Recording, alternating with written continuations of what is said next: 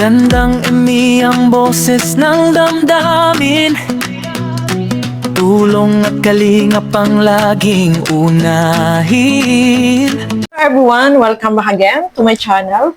So for today's video, mga kalingap, magbibigay lang tayo ng ating opinion, reaction about dito sa ating napanood. At sobra akong na-proud dito kay Kuya Bal sa kanyang ginawa. Pero bago natin simulan yan, huwag niyo pong kakalimutang mag-subscribe. Bal Santos Matubang, Kalingap Rob at Edna Vlog.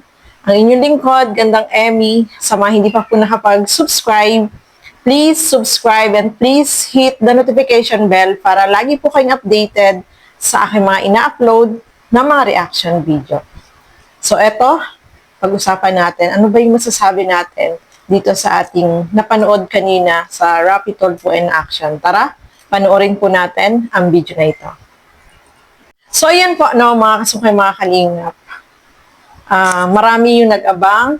At syempre, marami din po yung mga pumunta doon na nag-support, umalalay dito kay Kuya Bal. Yung mga kalingap partners ay nandoon din, no, mga kalingap. At nakakatuwa kasi sa mga ganitong pangyayari, talagang nakikita natin yung pagkakaisa ng bawat isa dito sa kalingap, no.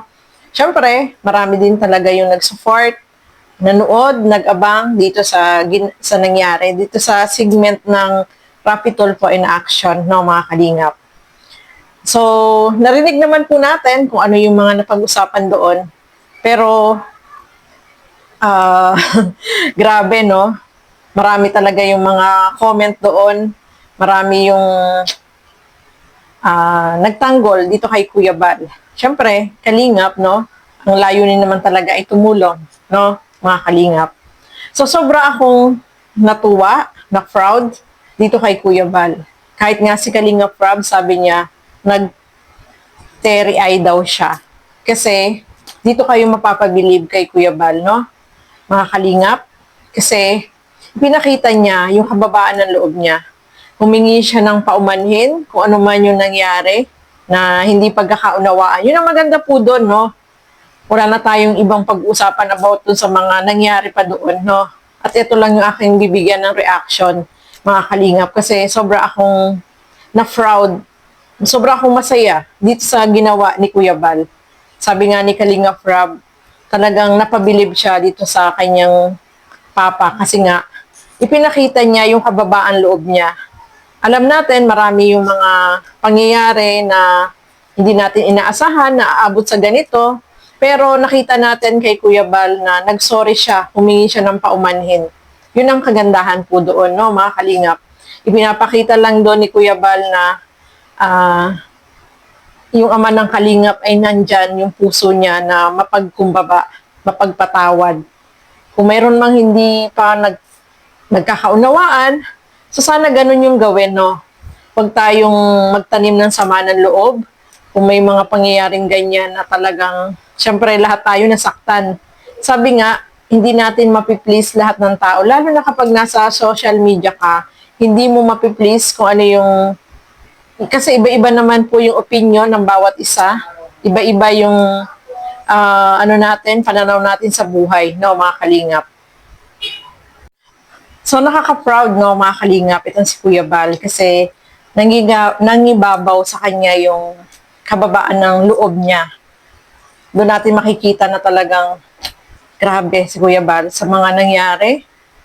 Ay pa rin siya, yung nakapagpatawad pa rin siya, no? Naghingi pa rin siya ng sorry. Kung sabi nga niya, doon sa mga may nasabi siyang nasasakit, humihingi siya ng pasensya. Dahil, syempre, tayo naman, nobody's perfect naman po, no? Mga kalingap, tayong lahat ay nagkakamali. At, bawat isa po sa atin ay hindi naman perfect, no, mga kalingap. Yun ang kagandahan kay Kuya Bal. Kaya lang nagulat lang ako doon sa sinabi ni V, no. Pero sabi ko nga, nasa sa kanila na po yan, no. Sila na ang bahala dyan. Basta sabi ko nga, may mga bagay na nangyayari na hindi natin makokontrol. Kung gusto natin ng katahimikan, huwag na lang tayong mag-sockmed. Huwag na lang tayong magpala-comment. Huwag na lang tayong magpala-post. Iwasan na lang natin na mag-social media para matahimik ang buhay natin. Kasi sa social media po, marami ang makikisawsaw, marami yung makikisali na hindi naman alam kung ano ba yung no, alam natin makikiride kung ano yung viral. Karamihan po ganun talaga, no. Pero at the end of the day, tayo pa rin yung magdi-decide sa sarili natin kung ito bang ginagawa natin ay tama, yung way ba natin ay nasa tamang direction. Kasi nasa sa inyo lang din po yun. Kayo din ang gagawa kung ano yung makakabuti sa inyo, no. So, ayan po, no, mga kalingap. Ako ay walang masasabi na iba. Kasi alam niyo naman po kung ano yung nangyari at alam natin lahat. Kaya lang, syempre, mas maganda pa rin yung wala tayong sama ng loob sa kapwa natin, magkapatawaran, mas maganda mag-usap para maging maayos yung pagko-close no pag-alis, di ba? Yung maghiwalay ng maayos kahit na magkita ay okay pa rin, no, mga kalinga. So, ayan po, no, ang hangad lang naman natin ay maging okay ang lahat. Iwasan natin siyempre yung bashing, no. Mahirap po talaga yun, may stress ka, lalo na ngayon, grabe. Ang daming nakisawsaw, ang dami ng basta, ang dami, no, makikita mo sa Facebook, puro yun ang topic. Kaya, pagbabasahin mo palalo yung mga comment, talagang apektado ka talaga, no, mga kalingap. Kaya, sabi ko nga, mas maganda kung gusto mo ng katahimikan, iwasang mag-softmed. Kasi yun ang way para matahimik ka.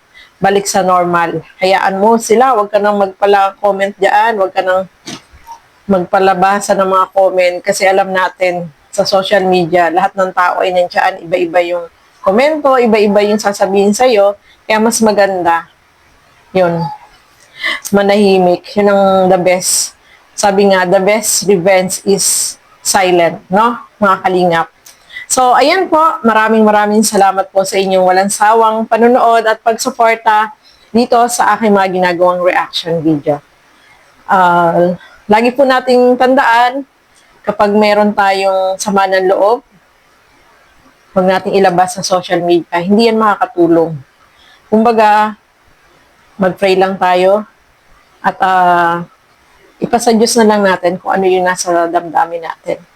Kasi kapag lagi tayong kung ano yung sasabihin natin, lalo na sa social media, may iba yung tingin sa atin ng mga tao, no, mga kalingap. So, ayan po, maraming salamat sa inyong walang sawang panonood at pagsuporta dito sa aking mga ginagawang reaction video. Suportahan po natin, mga Kalingap partners, Kalingap Reactor, ang inyong lingkod, Gandang Emmy. Sa mga hindi pa po nakapag-subscribe, syempre, suportahan po natin, Bal Santos Matubang, Kalingap Rob at Edna Vlog, yung mga kasama ko po sa Karaba, Teacher N, Kalingap Nolly, Angie De Vera Vlog, Darlene Vlog. Support po natin. Sa mga hindi pa po nakapag-subscribe sa kanila, suportahan po natin sila. So, ayan po. Thank you and God bless sa ating lahat. Bye-bye po!